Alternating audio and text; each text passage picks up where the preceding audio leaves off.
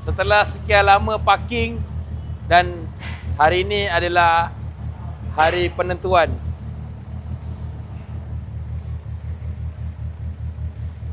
Sol. Tak apalah. Demi untuk yang akan datang kena solkan dekat kereta ni lah. Jadi hari ni hari yang terakhir. Merah. Lepas ni Evo 6 aku tak boleh lumba dengan EG kau lah. Lepas ni Evo 6 aku dah tak boleh lumba dengan EG kau. Asal? Dah sol. Dah sol? Dah sol.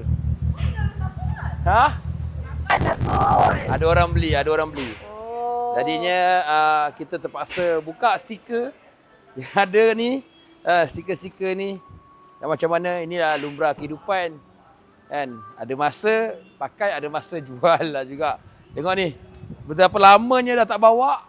Sebab apa tak bawa? Sebab daripada video last hari tu yang apa ni aku bagi tahu yang aku nak touch up sikit body tu, balik daripada bengkel cat, aku terus parking dekat tepi sana, kat store, tepi store. Jadi macam ni lah. Tapi tak apa, hari ni kita pulihkan dia balik, kita bersihkan dia balik, kita buka semua stiker yang ada ni. Lepas tu insyaAllah minggu depan ada orang datang ambil. Alhamdulillah. Berat hati sebenarnya Evo 6 ni. Banyak kenangan saya. Sebab Evo 6 ni lah yang buatkan saya dengan Easy naik sebenarnya. Sebab daripada Easy saya mula buat, saya beli Evo ni. Dan sekarang Easy dah semakin baik. Saya terpaksa jual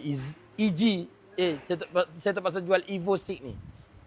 Jadinya tak apalah. Dan sebab kereta ni horsepower dia tinggi. Bukan tak sedap pakai, tapi dia berat.